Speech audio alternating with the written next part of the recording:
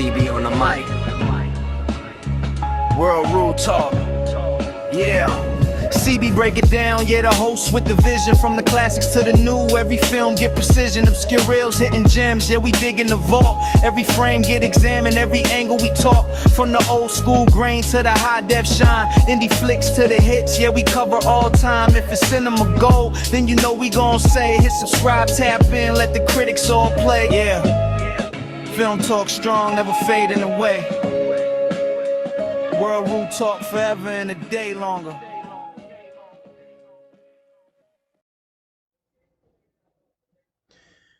Yo, what up, though? This is your boy, once again, C. to the B. coming at y'all with another episode of April Fools.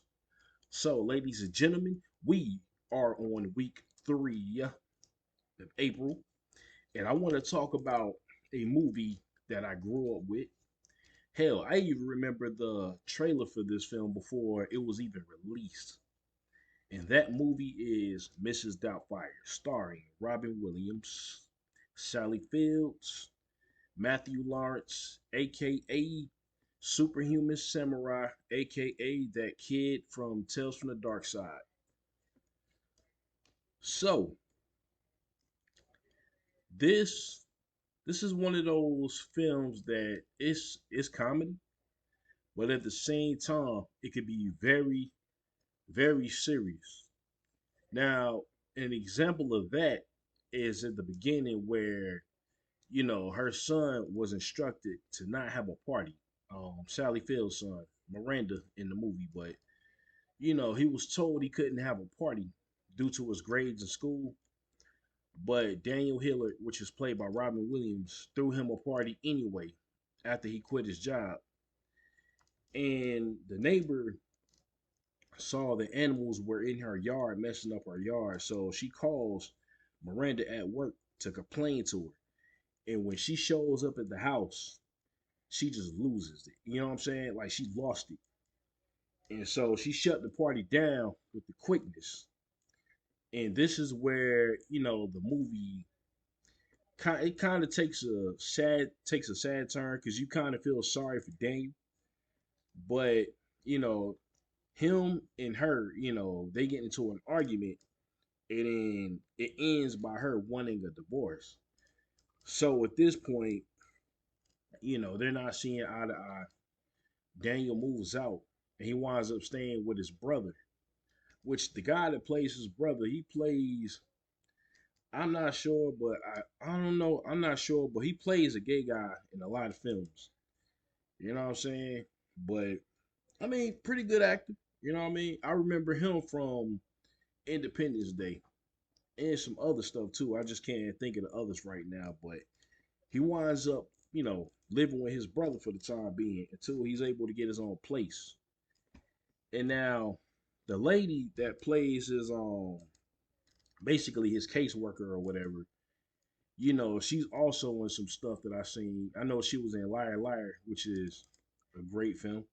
If you haven't seen it, check it out.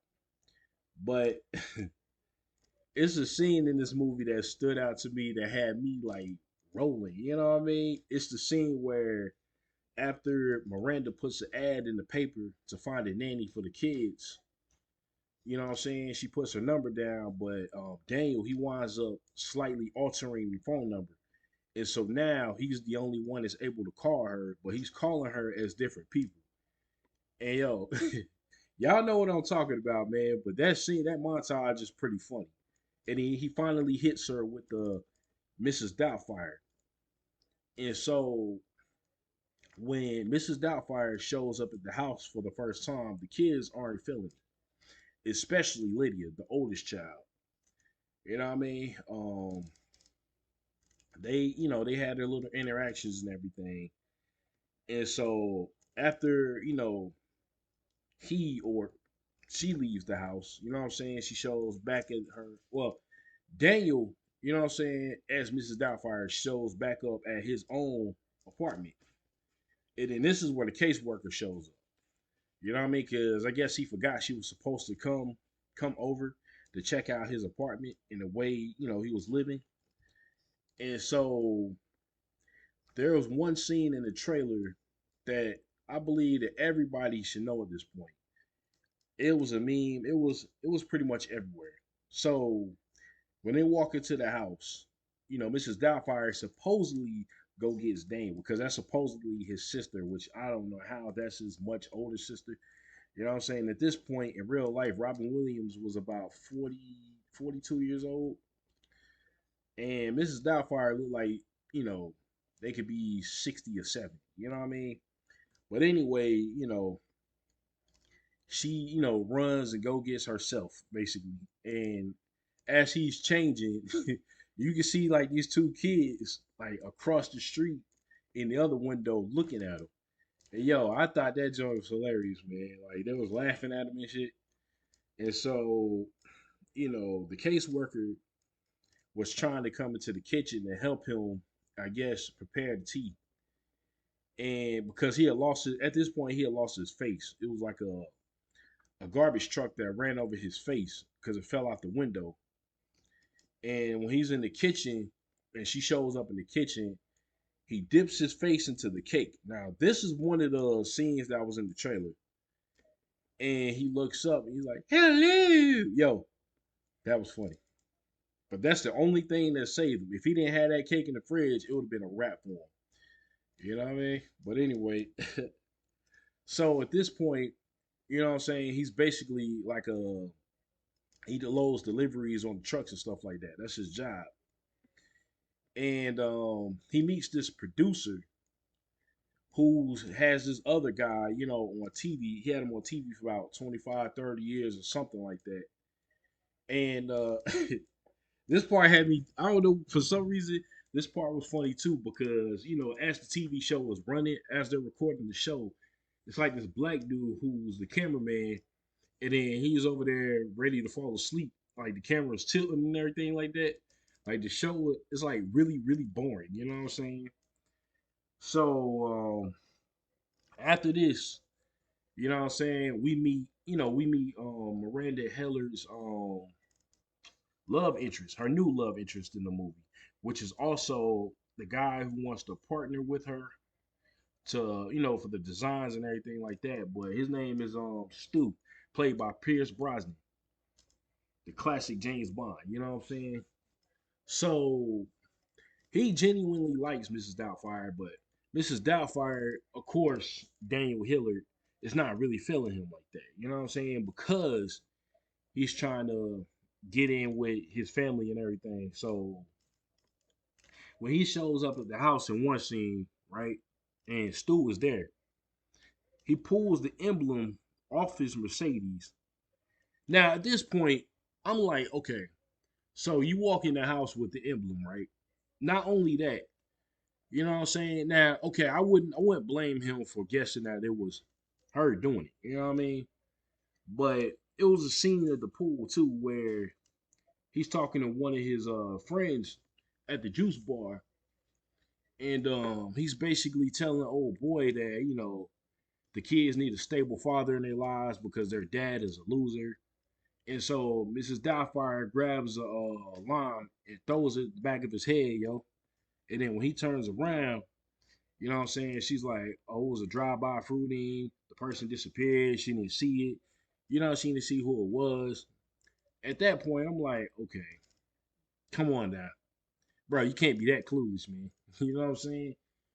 But anyway, this movie takes a really, really dramatic turn where the producer of the show with the older guy, you know what I'm saying, doing the dinosaurs, wanted him because he caught Daniel, you know what I'm saying, messing with the dinosaurs, and he was entertained by the way he was doing it. So they set up a dinner meeting at the same exact restaurant his ex-wife and Stu was going to for her birthday. You know what I mean? At the same exact time. So now he has to play two different roles the whole time he's there with them. So he makes excuses to get up and go to the bathroom so he can meet with the producer. And he does that. So now he's making excuses with the producer to go to the bathroom to get back with the family. So this is where he screwed up at, right? So Stu, Miranda's boyfriend told the waiter that, he's allergic to pepper with the food that he ordered. And so Daniel hears this, or Mrs. Doubtfire, and she sneaks into the kitchen. How you got all those people in there, right? And I'm pretty sure they see him in there, you know what I mean, pouring pepper on that order. And so that's where he messed up at, because when they get the food back to the table, Stu starts eating, and then he winds up choking on the shrimp or whatever. You know what I'm saying? And so um, this is where Daniel Hillard got caught dressed as Mrs. Doubtfire by the producer, because he was switching back and forth so much that he just couldn't keep up. So I guess he got confused and sat down at the wrong table.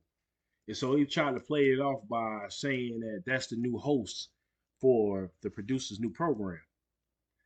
And so when Stu starts choking, Mrs. Doubtfire runs over to the family table and, you know what I'm saying, starts like pumping his stomach or whatever. And so when they both fell over, like the mask, like Daniel's mask slightly fell off. So when he stood up, everybody discovered that Mrs. Doubtfire was actually him. And at this point, when I first seen this movie, I'm like, yo, there's no way he's getting out of this one. You know what I mean? Because think about it, you fooled for months. You fooled this, and the only ones that knew that it was him was his two older kids. And there was a scene in the movie where, Mrs. Doubtfire was helping Lydia with her homework. And he needed to go to the bathroom. So shortly after he went in, this is when his son walks in on him. You know what I'm saying? And sees him peeing standing up. And so he panics and he goes to Lydia telling him that Mrs. Doubtfire is a he dressed as a she. And so, as they're interrogating him, this is when they discover that it's really their dad. You know what I mean? And so going back to the restaurant, you know, um, Miranda didn't take it too well, because she realized that the whole time she was dealing with Mrs. Doubtfire, it was actually Daniel. So this is where the serious part comes in again, you know what I'm saying, at the courts.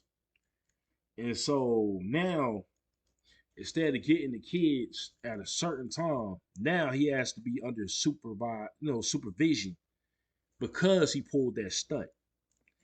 And so this is where you really feel for him. You know what I'm saying? Because he's representing himself. And the lawyer, if you look at the lawyer, Miranda's lawyer, like the look on her face, she ain't got no kind of chill. You know what I mean? Like she ain't got no kind of like mercy for this dude. You know what I'm saying?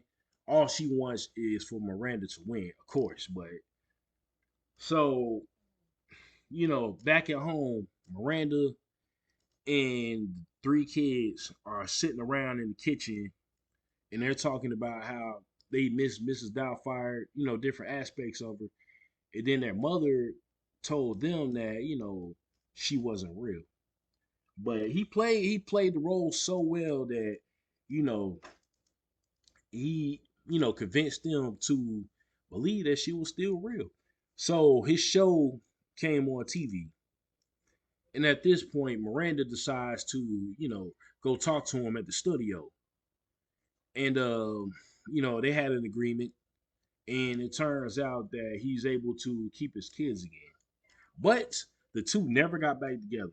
Now y'all know in movies, whenever somebody gets a divorce in the beginning, the couple, and then later on they may get back together. Nine times out of 10, that happens.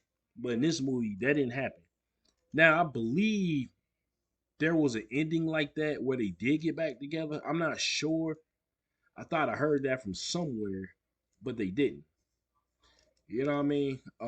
Which is refreshing, by the way. It's more realistic. But that's pretty much the end of the movie. You know what I'm saying? He got to see his kids again without supervision and everything like that. So the one thing I did not know about this movie, right, is that this movie was actually based on a book called Madam Doubtfire. I learned that a couple of years ago. But I ain't even gonna lie, I'll probably give it a read if I ever come across it. But anyway, that's pretty much the movie. So the acting, the acting is wonderful. You know what I'm saying? It's great. Like there was not one bad actor in this movie. Um, the set pieces were nice. You know what I'm saying? They had, I mean, this movie, the quality of the movie is pretty good. It still holds up to today. You know what I mean? I mean, you can look at it and tell it's from the 90s, but it still holds up. You know what I mean? Like if you watch this in HD or something like that, it'll definitely hold up. But that's pretty much my review for this movie. If you haven't seen it, I don't know where you've been. Stop what you're doing. You know, find out what it's streaming on and go pick up a copy. Make sure you watch it. I guarantee you, you will laugh. All right. So if I got to give this score a movie, Mrs. Doubtfire would definitely get an 8.5 from me. And that is that, ladies and gentlemen. We will be back here next week with another movie review. And I will tell y'all what it is then. All right. I will talk to y'all later. Peace.